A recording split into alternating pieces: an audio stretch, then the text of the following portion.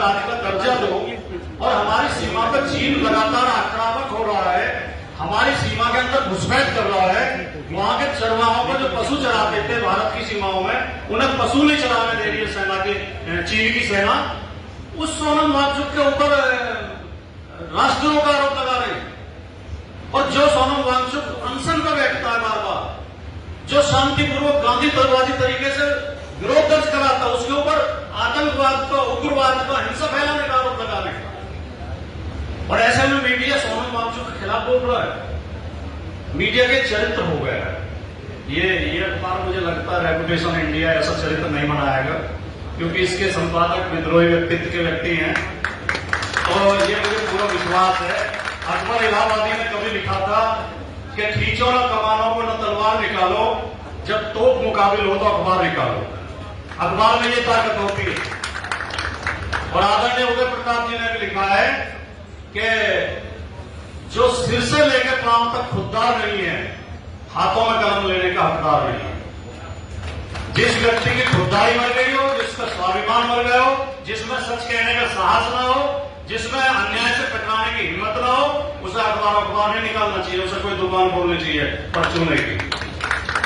अखबार वो निकाला जिसमें सच कहने का साहस हो। और अखबारों में बड़े बड़े, जैसा मैंने अभी कहा, देश की आजादी की आधी लड़ाई पत्रकारों के कंधों पर लड़ी गई। इन्हीं पत्रकारों ने देश में अंग्रेजों को भागने के लिए विवश किया।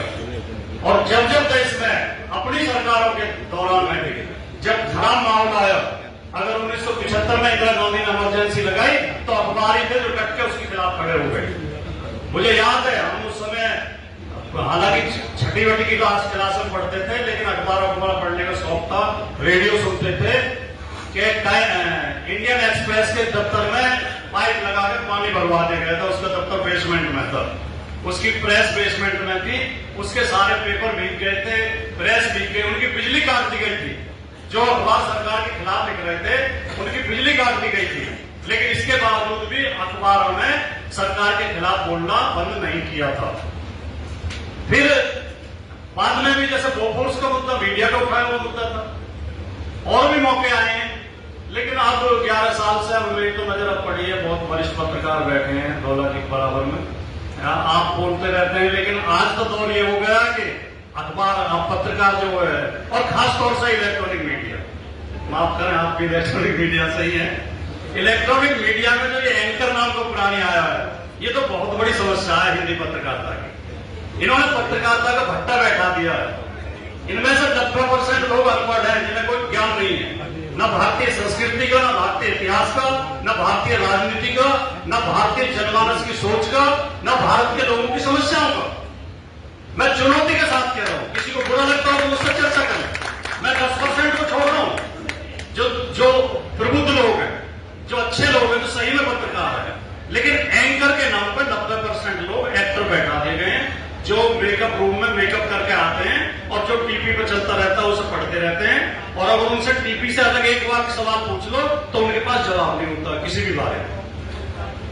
तो ये जो दौर आया है, इसमें केवल पत्रकारों को सोचने की जरूरत नहीं है। और मैं मानवर आपसे खासतौर से मैं ये कहना चाहता हूं कि मेरी शुरुआत भी पत्रकारिता से हुई थी। मैंने भी अखबार में नौकरी की है।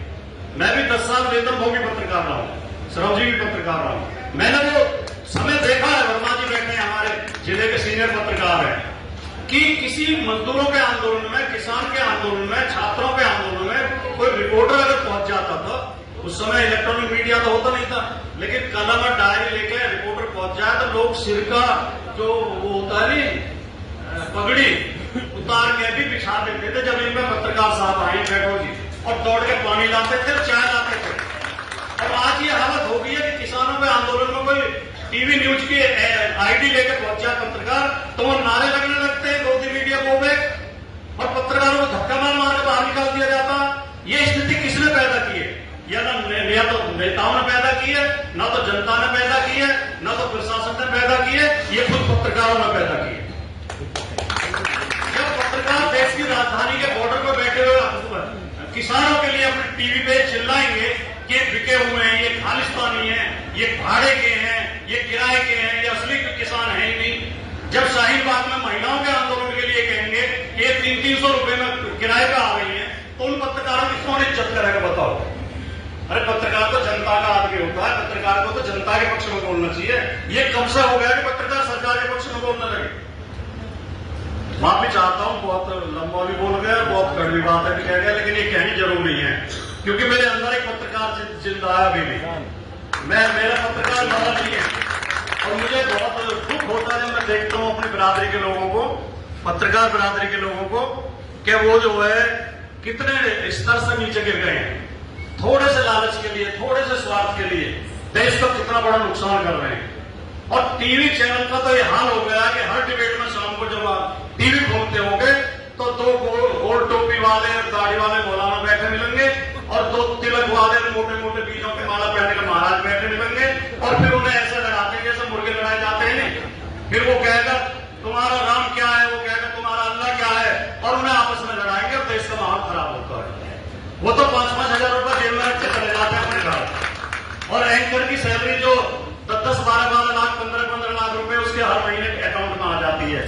लेकिन देश का कितना बड़ा नुकसान हो रहा है, ना तो मौलाना सोचते, ना वो महाराज सोचते और ना ये एंकर सोचते। तो आखिर में मैं भाई राकेश पवार के लिए एक शेर बोलते हुए कि